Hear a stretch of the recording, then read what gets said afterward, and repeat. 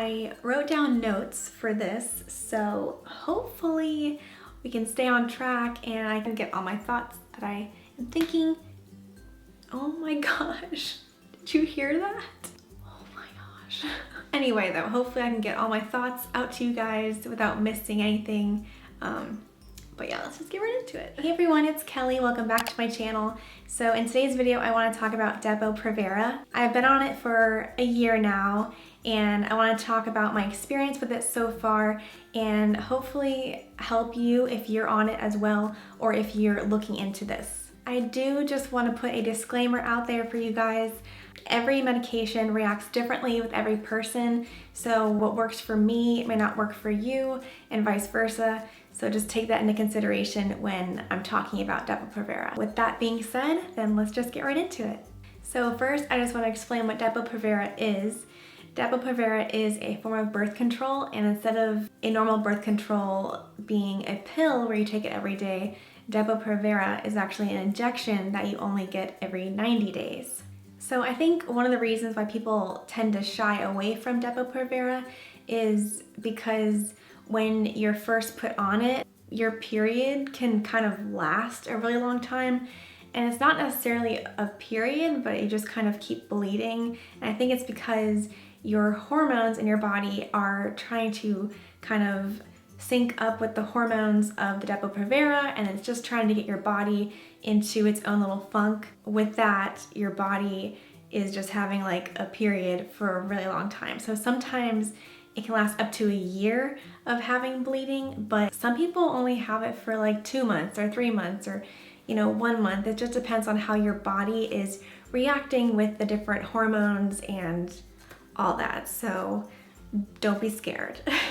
And eventually you either won't get your period because your period's on like pause in a way, because the way the hormones are in your body with it, or you'll just have like spotting here and there. So that's pretty much how that works for the first like however long you're on it. But with my experience, I had bleeding constantly for about 6 months, and then it slowly started to get like lighter and lighter, and then now I either don't have any bleeding or I just have a little bit of spotting here and there, which is to me an absolute huge blessing in itself, because my periods have always been terrible. And when I mean terrible, I mean like curled up in a ball, screaming and crying and taking oxycodone, taking big painkillers like that, and still having extreme pain where I feel like I want to just rip my uterus out because it's so intense.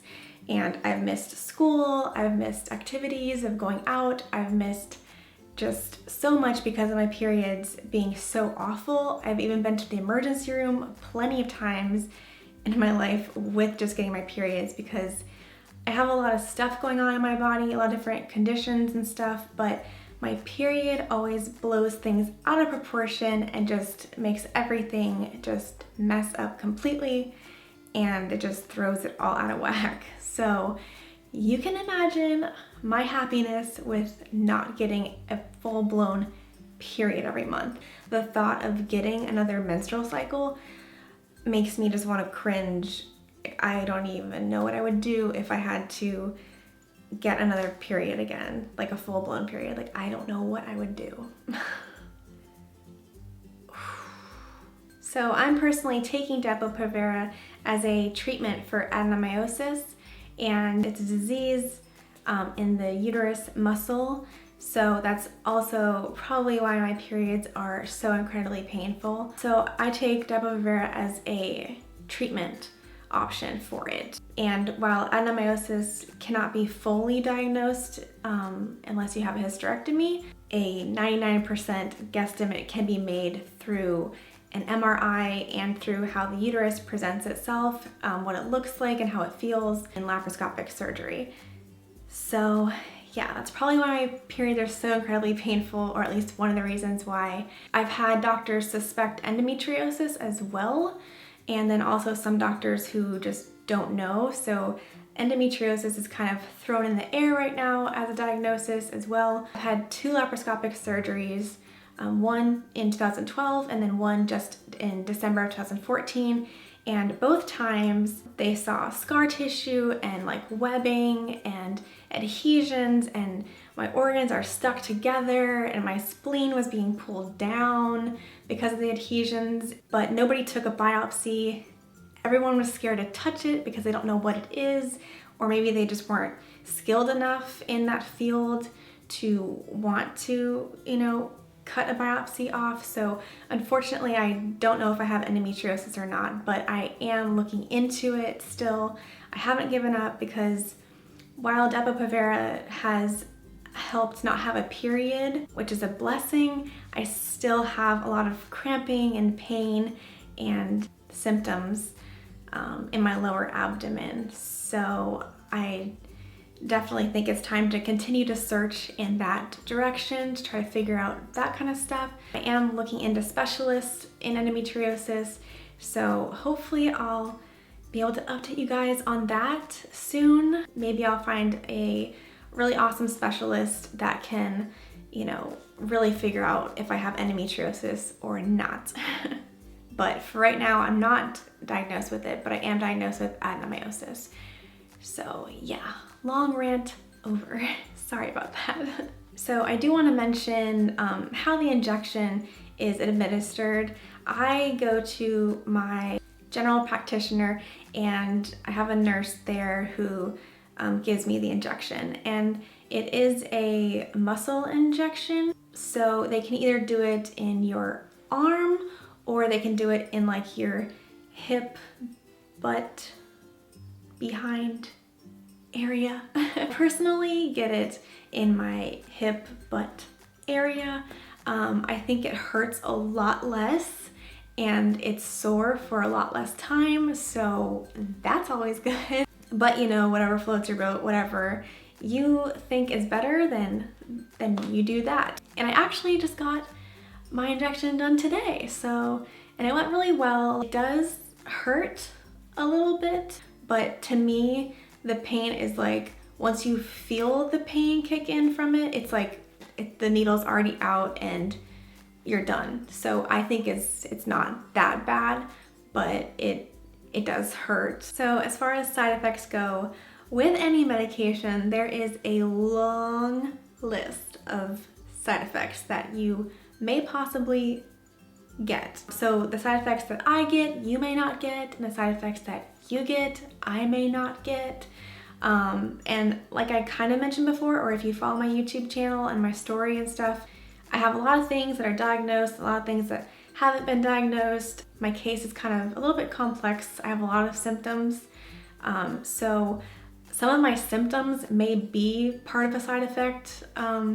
So maybe I won't notice the side effect as much as somebody else. But the side effects that I do get, one of the main ones is weight gain.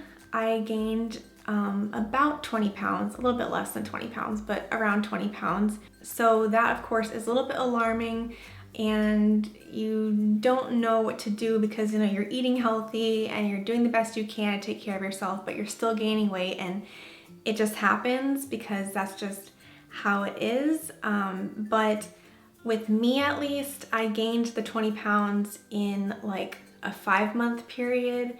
And then after that, it just plateaued. So at least in my case, I didn't see it, keep going up. It's like after 20 pounds, that was it. And then I also get migraines.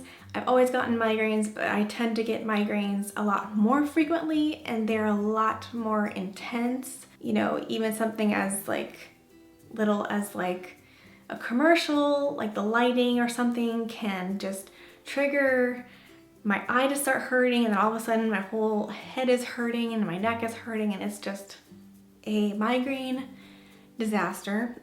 Acne is a big struggle with it. I don't know if you can really tell. I have some makeup on and stuff, so you might not be able to tell right now, but I do get a lot of acne from it, and that can be frustrating. And then also the last main thing that I've noticed with Depo-Provera is just mood changes. I could get super sad over absolutely nothing. I don't even know what's wrong. I'll just sit there and I'm just I just want to cry. and I just will feel really depressed and sad, like just randomly. Like I could be out and like be so happy, and then all of a sudden just be like, yeah, that's pretty hard, because you just feel like, what's wrong? You know, you don't feel like yourself, but it's not an everyday thing, which I'm very thankful for. So when it does occur, I just kind of remind myself like, hey, it's not you, it's medication. That's something that can be tough, I think, to deal with, but I think that, you know, at least with my case, I have been able to push through it when it's bad, but it hasn't been bad enough for me to like just stop the drug altogether. So all the side effects I've gotten are not life-threatening to me, so that's why I continue to take it. I believe that as long as the pros outweigh the cons, then you should keep taking it. And I've tried so many medications in the past, so I've had my fair share of side effects, and that's just my rule. If the pros are better than the cons, like if it just outweighs it, then I just kind of deal with it, because no drug is perfect, really. So anyway, those are my thoughts about Depo-Provera. I hope that I could help you in some way or make you feel less alone if you're on it. And like I said before, this drug is not for everyone. You know, every medication reacts differently with everybody. So what may work for me may not work for you, and vice versa. So, you know, just take my information that I said about my experience with a grain of salt, because everybody is different. But I thought I would just share my experience with it so far in hopes that I can help somebody. So yeah.